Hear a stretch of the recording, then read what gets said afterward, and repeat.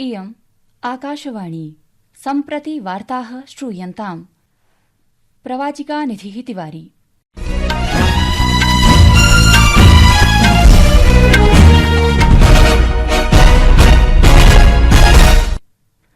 आदौ मुख्यवार्ताः।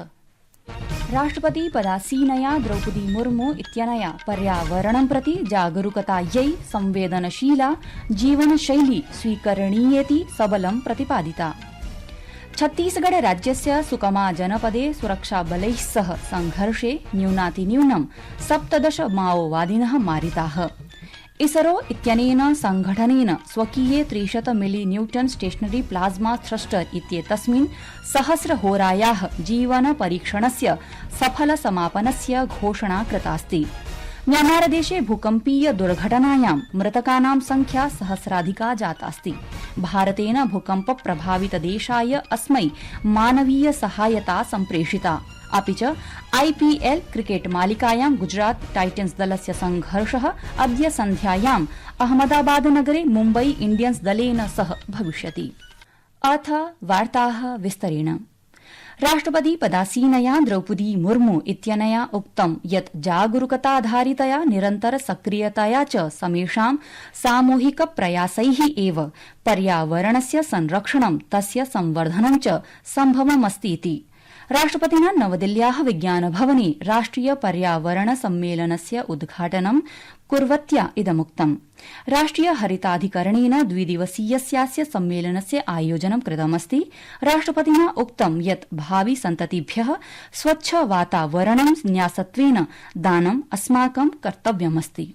स्वच्छ पर्यावरण हमारा दैनिक जीवन और स्वास्थ्य के लिए कितना जरूरी है, ये हम सब जानते हैं। धूल और धुएं होने वाले वायु प्रदूषण का फेफड़ों पर बुरा असर पड़ता है। अनेक अध्ययन ये बताते हैं कि वायु प्रदूषण से लाइफ एक्सपेक्टेंसी पर विपरीत प्रभाव पड़ता है। पर्यावरण की स्वच्छता के लिए हर संभव प्रयास करके ही हम सब स्वस्थ और समृद्ध भारत का निर्माण कर सकते हैं।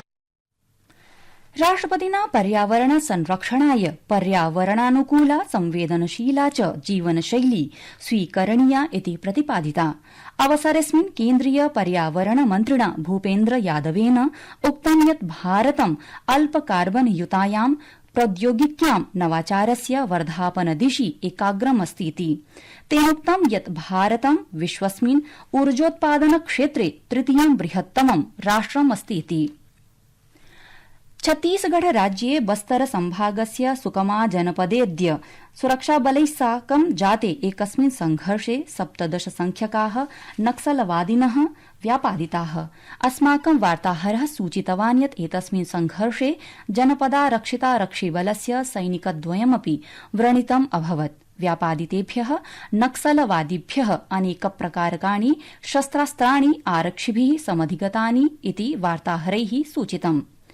प्रकरणेऽस्मिन् प्रवदता गृहमन्त्रिणा अमितशाहेन स्पष्टीकृतं यत् प्रधानमन्त्रिणः श्रीमता नरेन्द्रमोदिनः नेतृत्वे नक्सलवादस्य शमनाय आगामिनः वर्षस्य मार्चमासान्तं यावत् कालः निर्धारितोऽस्तीति।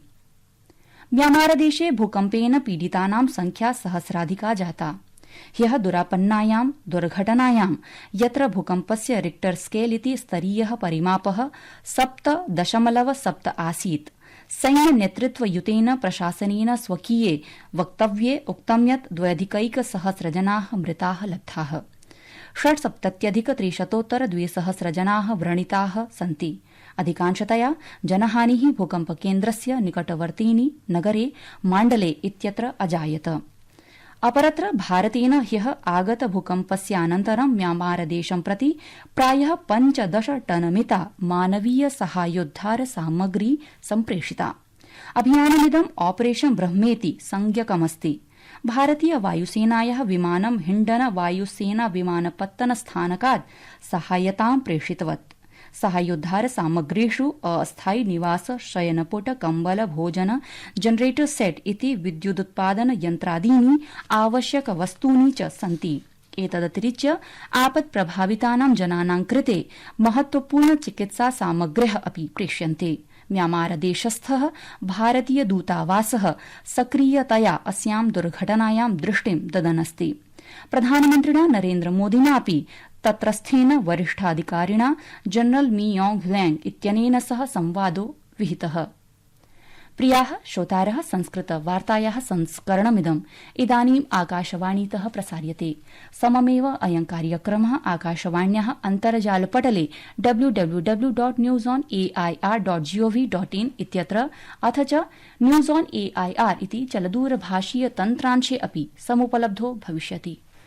प्रधानमन्त्री नरेन्द्रमोदी श्वः 11 वादने स्वीये मन की बात इत्येतस्मिन् कार्यक्रमे देशवासिभिः साकं विचारविनिमयं करिष्यति। मन की बात इत्येतस्य मासिक कार्यक्रमस्य इदं 20+100तमं संस्करणं भविष्यति। अस्य कार्यक्रमस्य प्रसारणम् आकाशवाणी दूरदर्शनयोः सर्वाभिः वाहिनीभिः भविष्यति। अयं कार्यक्रमः आकाशवाणी दूरदर्शन प्रधानमन्त्री कार्यालय सूचना प्रसारण मन्त्रालयानां यूट्यूब वाहिनीष्वपि द्रष्टुं शक्यते। प्रधानमन्त्रिणः सम्बोधनानन्तरम् अयं कार्यक्रमः क्षेत्रीय भाषासु अपि प्रसारयिष्यते।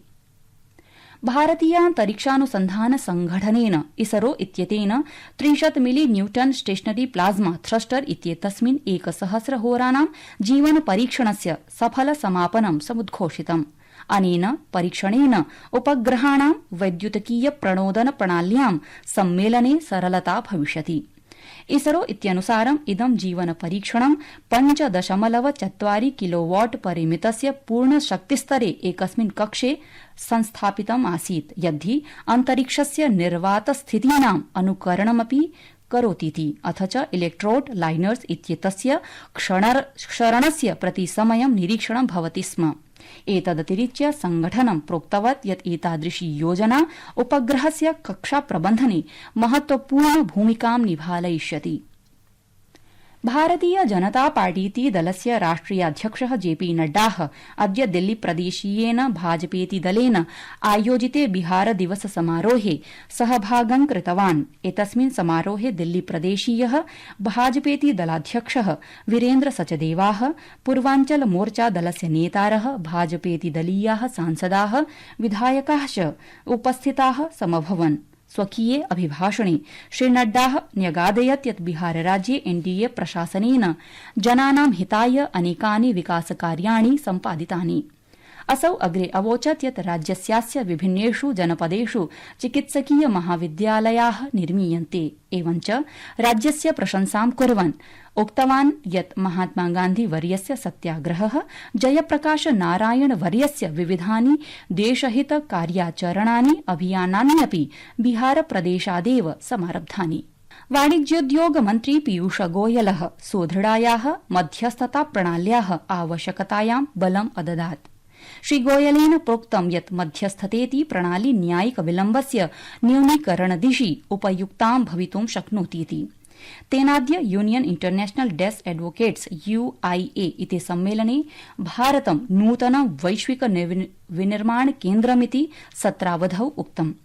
तेनोक्तं यत् न्यायालयानां मुक्तस्थापनेन भारतस्य वैश्विक विनिर्माण केन्द्रं वृद्धिमवाप्स्यति इति। प्रसंगेऽस्मिन् भाषमाणेन श्री गोयलेन प्रतिपादितं यत् सम्प्रति राष्ट्रिय जनानां मध्यायुः 3 मासोत्तर 28 वर्षाणि अस्ति। अनेन सिद्ध्यति यत् अन्येषां राष्ट्राणां तुलनायां भारतं युवराष्ट्रम् अस्ति इत्येति।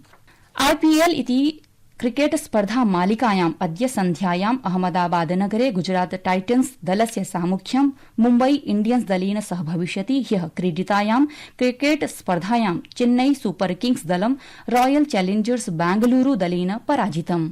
अन्ते च मुख्यवार्ताः पुनरेकवारम्। राष्ट्रपति पदासीनया द्रौपदी मुर्मू इत्यनया पर्यावरणं प्रति जागरूकतायै संवेदनशीला जीवनशैली स्वीकरणीयेति सबलं प्रतिपादितम्।